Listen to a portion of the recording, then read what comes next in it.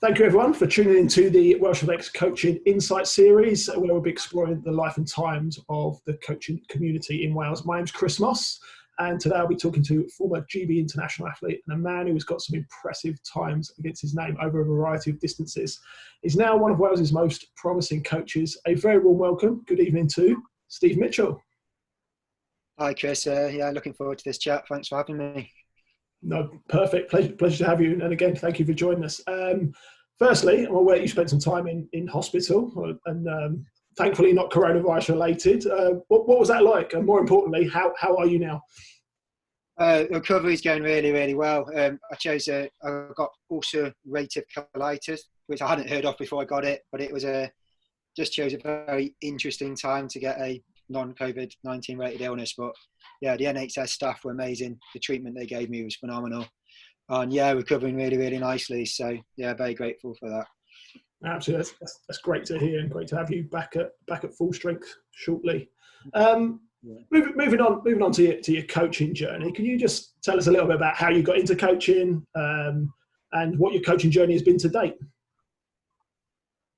Yeah, so in summer 2018, I think I finally accepted I didn't have a chance of qualifying for the Olympics. It wasn't going to happen.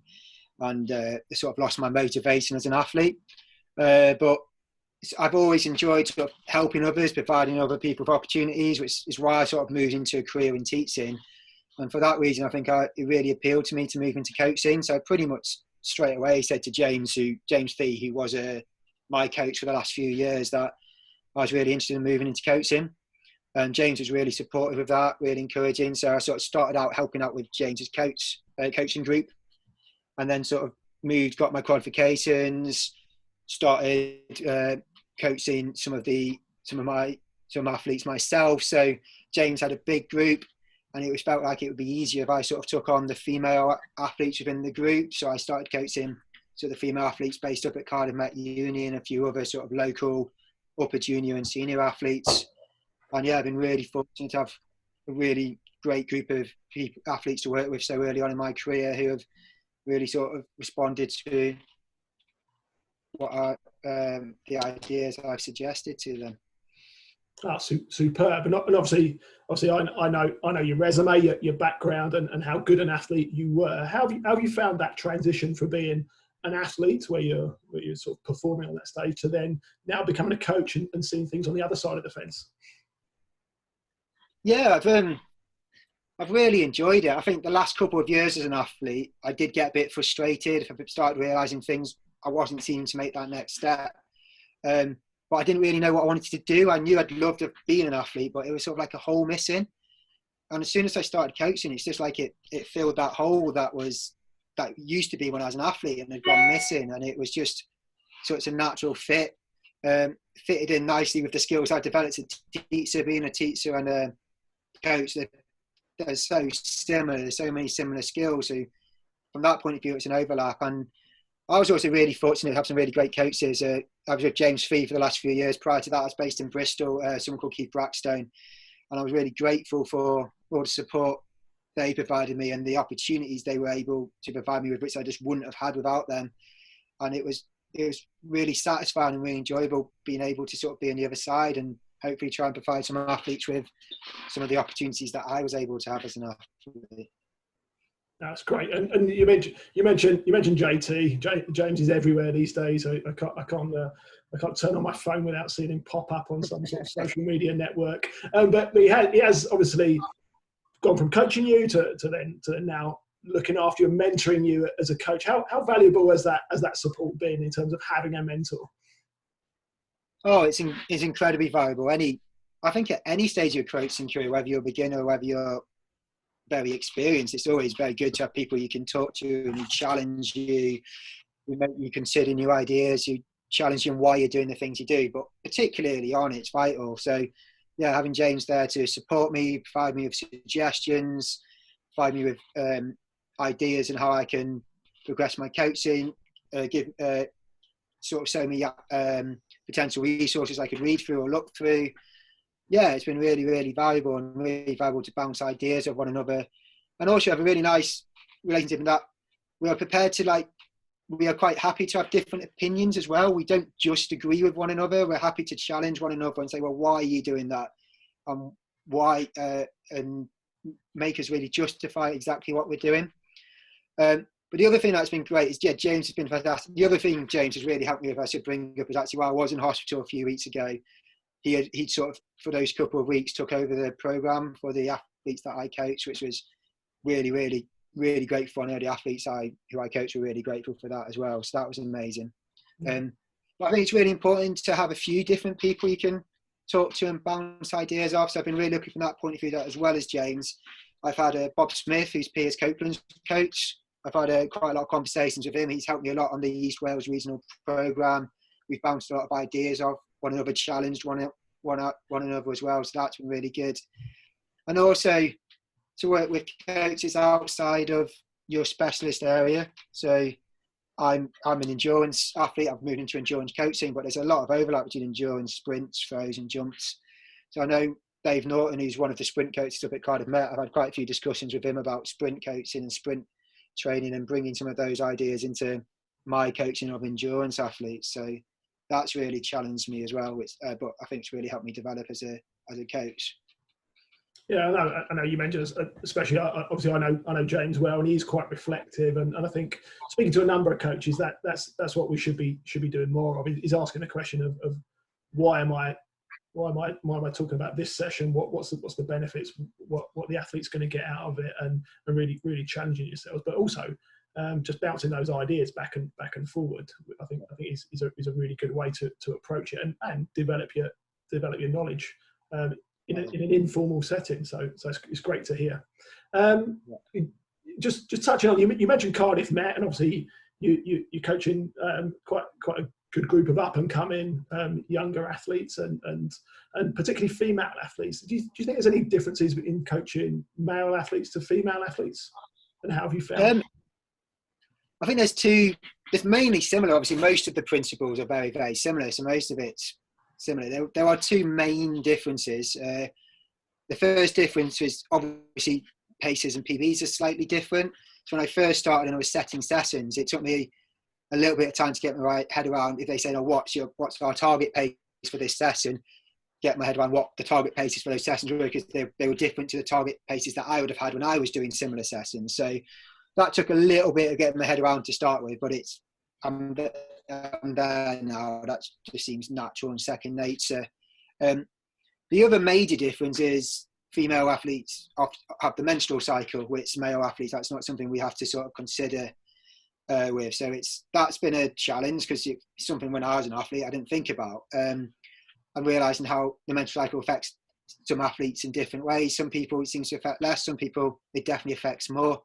And they can be a case of, if you overtrain female athletes, they can have issues with their menstrual cycle, which we want to try and avoid. So yeah, that's been something to sort of consider, and how you affect the training plan you set for athletes accordingly. And it can be a topic which people can find awkward to talk about. So it's trying to make people realise it shouldn't be something we should find awkward. It is a natural process. It's something we need to understand, and it's something we need to take into account. But yeah, that's been the major difference, I'd say, between coaching female and male athletes. A steep learning curve for you, coming from your athlete background and sort of saying, "Well, this is a session I used to do when I was a few years back. Why don't you just try this?" And then it's very much coaching the person in front of you, isn't it? And I guess that menstrual cycle element does add that differentiation that you need for each session. Yeah, no, absolutely. Yeah, I think I remember early on one session, I think it's 10 by 400, he said, "What target time?" And I said the times I'd have gone for, and they just stared at me like, "That's my 400 PB, what are you talking about?" And I said, "Oh, wait, sorry, let's get it right again." But yeah, you just say, I've got used to that now, but that was the challenge. That was a challenge early on. And you mentioned the likes of Bob Smith and other coaches that are in and around East Wales. You take on the role as East Wales endurance coordinator. Can you tell us just a little bit about that and sort of what that involves? I know you sort of grabbed that role by the scruff of the neck. You're doing some great stuff for the region, and there's lots of online content that you've developed, which is amazing. Just tell us a little bit about that and what we're trying to achieve with it. Yeah, so it's a really, really exciting opportunity. So the sort of athletes I'm coaching are like those athletes who are transitioning into the senior age groups. But obviously, that ideally, in an ideal world, I know what skill set and what knowledge those athletes will have when they come to me, having gone through their junior years within their local club or their group settings.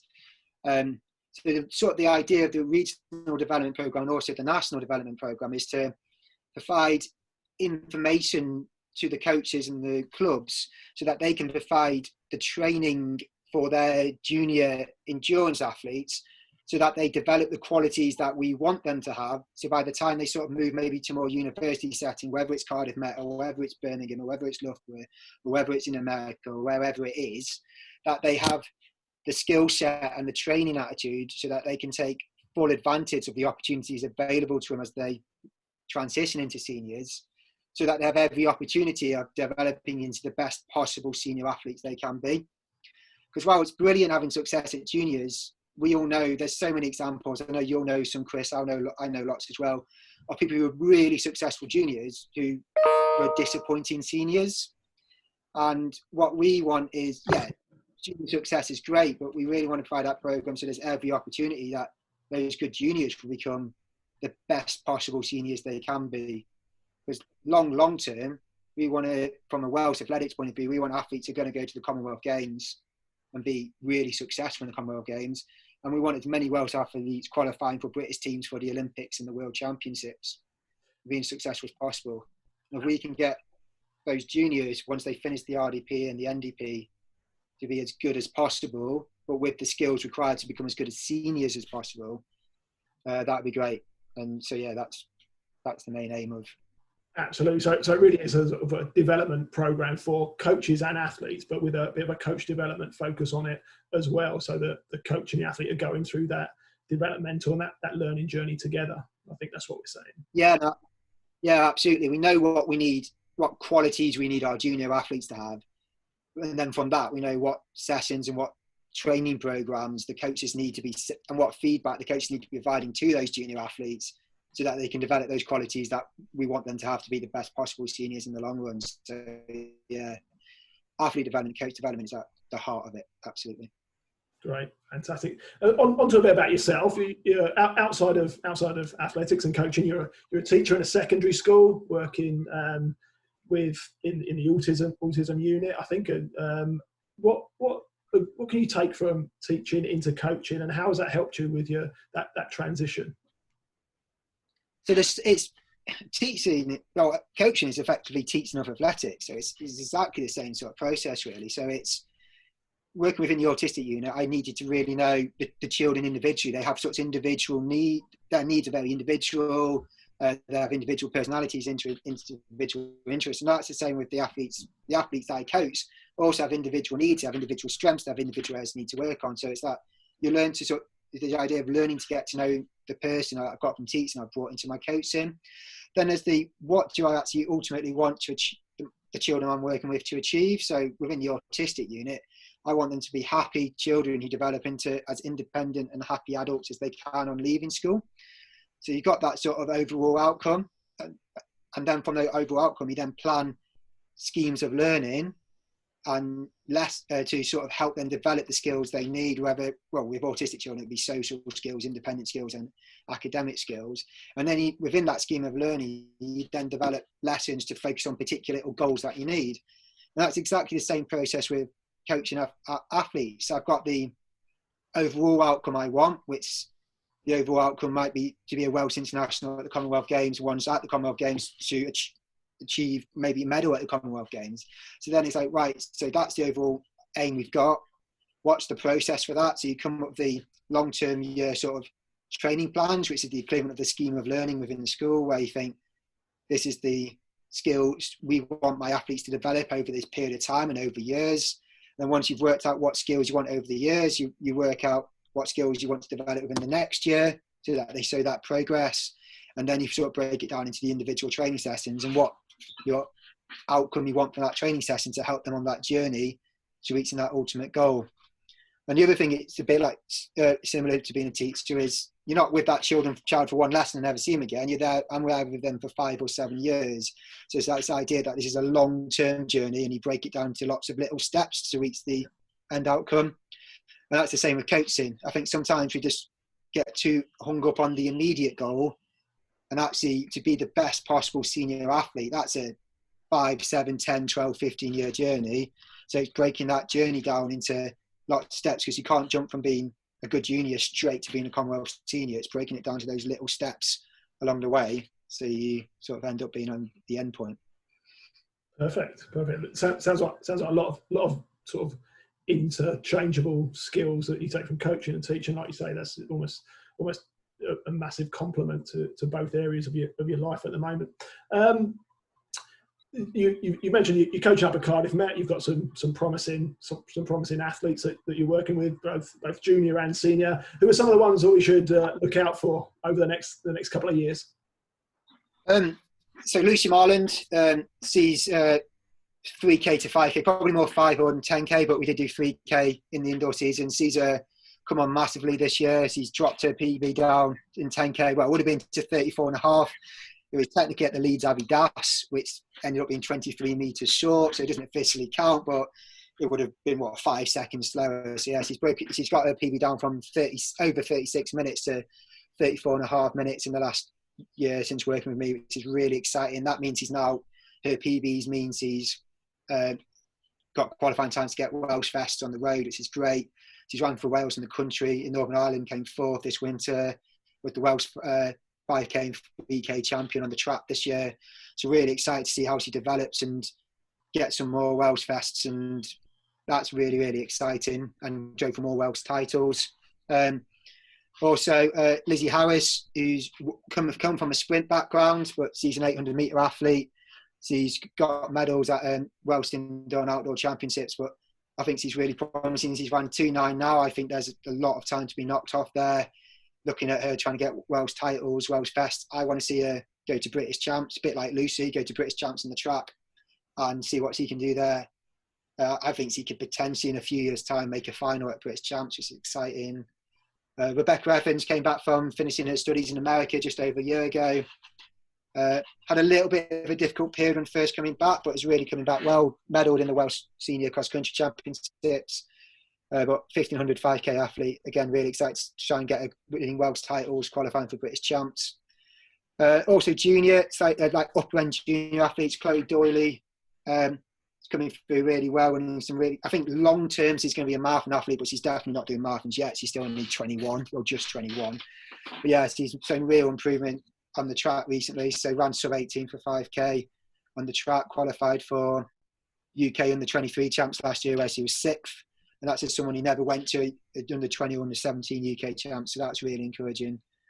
So there's loads of others I mentioned, but yeah, there's some of them, and yeah, exciting things to look forward to. Yeah, like you said, I think they're exciting times. It's going through that journey with those athletes. I mean, what does just briefly, what does coaching during this time look like for you? Is it Zoom calls? Is it WhatsApp? Is it like, how are you doing it? Emails? What does that look like?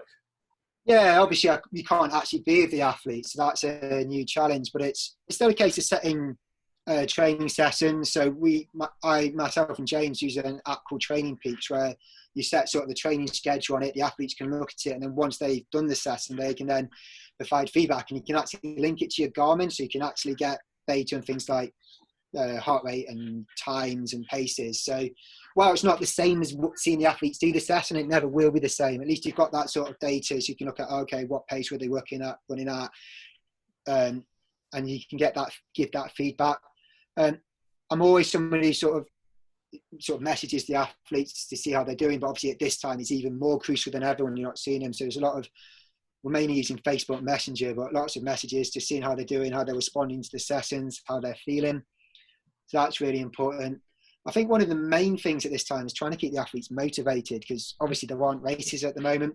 We have no idea really when races will return. It's realistically, if I'm realistically honest, I don't think there's going to be a track season. I know they're talking about August, September, but it seems unlikely to me, because even if lockdown stops, it's going to be a while before mass events happen, and athletics events are mass events. So it's a big challenge of trying to keep their motivation during this time. So one of the things, and James and I both sort of discussed this, and there's lots of it going on, is setting up sort of virtual solo events. So obviously following social distancing rules, but people do a distance, they record it on their Garmin, they upload it, and there's kind of like a racing system in that way. The only thing to be careful is if, for example, you do something that's the distance they race at, so for example, Lizzie an 800 meters, the chances of her doing an 800 meter solo on the grass as quickly as you would do an 800 meter race on a track is quite low, even if she's in great shape. So there's a risk if you did that, they might lose a bit of motivation because they're not running at their PB time. So it's trying to come up with like equivalent 800 meter challenges, but they've not necessarily done it before. So they don't have that comparison that might demotivate them. Yeah, it's just probably setting the context of it and just managing expectations, I guess. I think for endurance coaches, we are the sector of athletics which has it easiest during this period. I think for throws and for jumps and for sprints, which is so much more like equipment required. I mean, we do conditioning work and there is equipment, but we don't need equipment the way like a pole vaulter needs equipment, or the way that a high jumper needs equipment. So I think we are probably the aspect of athletics where it is easiest in this period. Not saying it's easy, but it is easiest. Yeah, agreed. Just moving on just to your coaching. What your coaching goals or plans over the next couple of years? Is it do much of the same and go on the journey with the athletes, or what have you got in mind? Yeah, no, I'm in a situation I'm really, really happy with. So my motivation, what I get excited about and what I enjoy is seeing the athletes progress. The athletes I work with have short and medium term goals, but they have long term goals as well, which will take a number of years to achieve.